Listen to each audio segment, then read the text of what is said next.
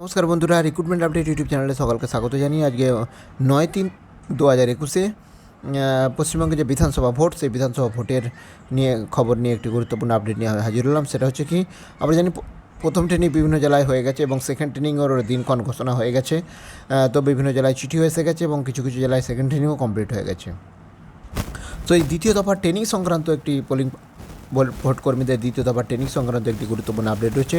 আসুন দেখে নেওয়া যাক। তার আগে বলি, যদি চ্যানেলটা এখন সাবস্ক্রাইব করে না থাকেন প্লিজ সাবস্ক্রাইব করে নেবেন, নানা ধরনের লেটেস্ট আপডেট চাকরির খবর পাওয়ার জন্য, শিক্ষাসংগত খবর পাওয়ার জন্য।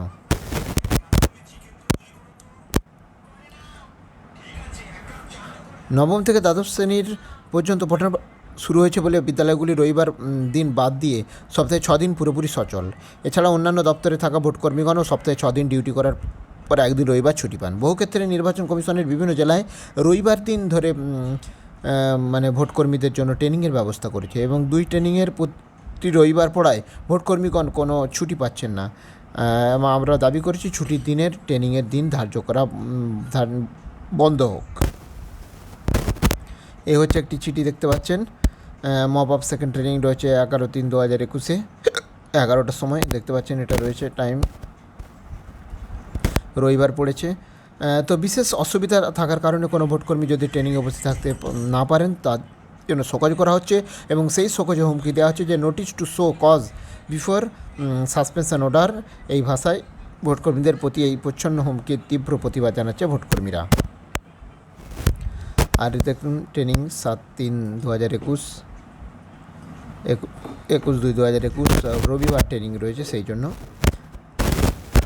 এবং এ বিষয়ে শিক্ষাকর্মী শিক্ষানুরাগী ঐক্যমঞ্চের রাজ্য সম্পাদক কিঙ্কর অধিকারী বলেন, বিগত দিনে শোকজের এমন ভাষা কোনো দিন দেখিনি এবং নির্বাচন কমিশনের এই প্রচ্ছন্ন হুমকির বিরোধিতা করেছি এবং প্রাথমিকভাবে কারণ দর্শানোর জন্য সাধারণভাবে শোকজ করার রীতি রয়েছে।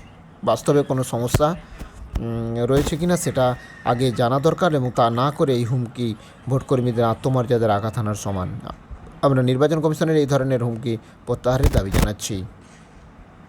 তাহলে দেখলেন, বিধানসভা ভোট দ্বিতীয় দফা ট্রেনিংয়ের ক্ষেত্রে যে বেশিরভাগ ট্রেনিংয়ের রবিবার বা ছুটির দিন পড়ায় শিক্ষকদের মধ্যে অসন্তোষ তৈরি হয়েছে, সেটাই খবরে রয়েছে। এবং কিছু কিছু যারা ট্রেনিং নেয়নি সেই সমস্তদের ক্ষেত্রে শোকজ লেটার এসেছে এবং শোকজ চিঠির যে বয়ান, সেই বয়ান নিয়েও কিন্তু শিক্ষকদের মধ্যে একটা অসন্তোষ রয়েছে।